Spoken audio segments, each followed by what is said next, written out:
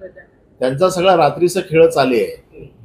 त्यांचं दिवसा काय होत नाही, त्यांचं सगळं रात्रीचं चालतं. कारण तांत्रिक मांत्रिक हे सगळे रात्री काम करतात. सर, काल वंचित बहुजन आघाडीने एक आरोप केला होता की राऊत साहेबांची आणि जे पी नड्डांची दिल्लीत भेट झाली, त्यानंतर फडणवीस देखील मातोश्रीवर येऊन गेले, काही खळबळ. वंचितवाले काय मातोश्रीचे सिक्युरिटी गार्ड आहेत काय की कोण येतं कोण जातं हे त्यांना कळतं? त्या वॉचमॅन आहेत की काय?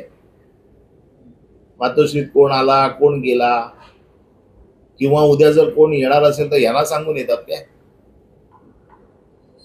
हे काय लोकांचं लक्ष भरकटण्याचं काम चालू आहे. लोकांचं लक्ष एका जागेवरून दुसऱ्या जागेकडे जावं म्हणून केलेला हा उद्योग आहे.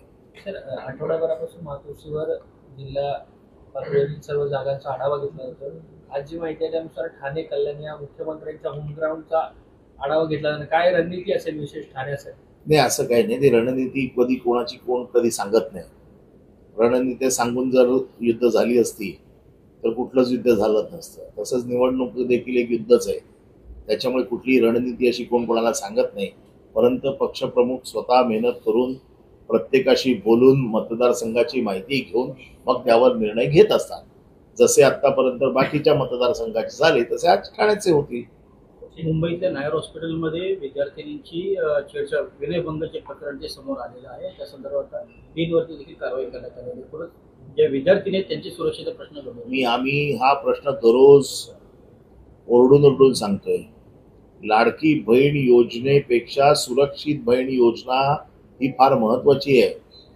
आज महिलांची सुरक्षितता, जो महाराष्ट्र राज्य सुरक्षतेच्या बाबतीमध्ये अग्रेसर होतं ते आज महाराष्ट्र राज्य इतकं पिछाडीवर गेलंय की कोणी कोणाला घाबरत नाहीये. भीती नावाचा प्रकार, पोलिसांचा दरारा हा राहिलेला नाहीये.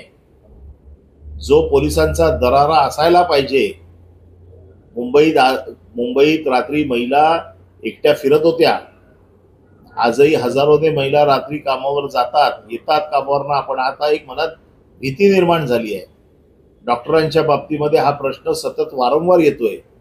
त्यामुळे अशा प्रकारची भीती किंवा दरारा निर्माण करण्यात सरकार अपयशी ठरलेलं आहे.